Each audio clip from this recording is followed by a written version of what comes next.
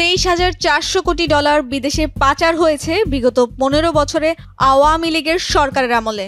প্রতি ডলার বর্তমান বাজার দর 120 টাকা অনুযায়ী এর পরিমাণ দাঁড়ায় 28 লাখ কোটি টাকা। এই হিসাবে প্রতি বছর গড়ে 1,80,000 কোটি টাকা পাচার হয়েছে। অর্থনীতি নিয়ে তৈরি শ্বেতপত্র প্রতিবেদন প্রধান উপদেষ্টা ডক্টর মুহাম্মদ ইউনূসের কাছে হস্তান্তর করেন শ্বেতপত্র প্রণয়ন কমিটি। এই পত্রে গ্লোবাল ফাইন্যান্সিয়াল ইন্টিগ্রিটি রিপোর্টস এবং কিছু নির্দিষ্ট পূর্বানুমানের ভিত্তিতে টাকা পাচারের হিসাব করেছে শ্বেতপত্র প্রণয়ন কমিটি। দেশ থেকে কারা, কিভাবে, কোথায় টাকা পাচার হয়েছে সেই চিত্র তুলে ধরে শ্বেতপত্রে বলা হয়, টাকা পাচারের জন্য দুর্নীতিবাজ রাজনীতিবিদ, ব্যবসায়ী, আর্থিক খাতে ক্রিয়ানক আমলাদের মধ্যে এক ধরনের অনৈতিক চক্র গড়ে ওঠে।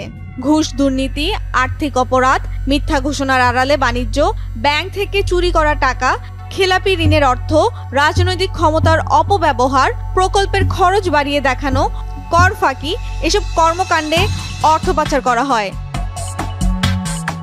এছাড়া দুবাইয়ে বাংলাদেশিদের 532টি বাড়ি বা সম্পদ আছে, যার মূল্য $37.5 কোটি। 2024 সালের মার্চ মাস পর্যন্ত 3,600 বাংলাদেশি মালয়েশিয়ায় সেকেন্ড হোম কর্মসূচিতে মনোনীত হয়েছেন। 2023 সালে ইউটেক্স অবজারভেটরি প্রতিবেদন অনুসারে 2021 সালে বাংলাদেশ থেকে $815 কোটি পাচার হয়েছে, বলছে শ্বেতপত্র প্রতিবেদন।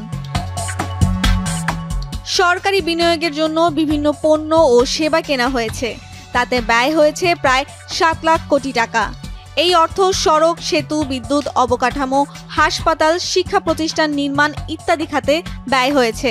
প্রতিবেদনে এ নিয়ে বলা হয়, ঘুষের টাকার মধ্যে 77,000 থেকে 98,000 কোটি টাকা গেছে আমলাদের হাতে।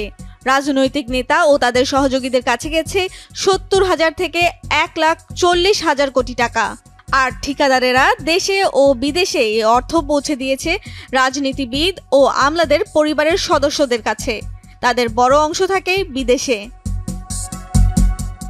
দেশে ব্যাংক খাতে দুর্দশাগ্রস্ত ঋণের পরিমাণ 6,75,000 কোটি টাকা, যা দিয়ে 14টি মেট্রো রেল বা 24টি পদ্মা সেতু নির্মাণ করা যেত। গত 1.5 দশকের রাষ্ট্রীয় সংস্থার সহায়তায় ব্যাংক দখল করা হয়েছে। এরপর বড় অঙ্কের অর্থ দেশের বাইরে পাচার করা হয়েছে। সাবেক আওয়ামী লীগ সরকারের আমলে প্রতারণা, কারসাজি, প্লেসমেন্ট শেয়ার ও আইপিওতে জালিয়াতির মাধ্যমে শেয়ার বাজার থেকে 1 লাখ কোটি বা 1 ট্রিলিয়ন টাকা আত্মসাৎ হয়েছে বলে শ্বেতপত্রে উঠে এসেছে।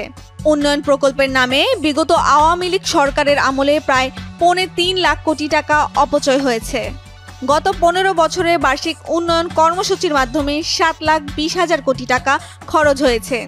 উন্নয়ন প্রকল্পের খরচের 40% পর্যন্ত টাকা লুটপাট করা হয়েছে। এই কমিটির প্রধান দেবপ্রিয় ভট্টাচার্য জানান, সমস্যাটি আমরা যতটা ভেবেছিলাম তার চেয়েও গভীর।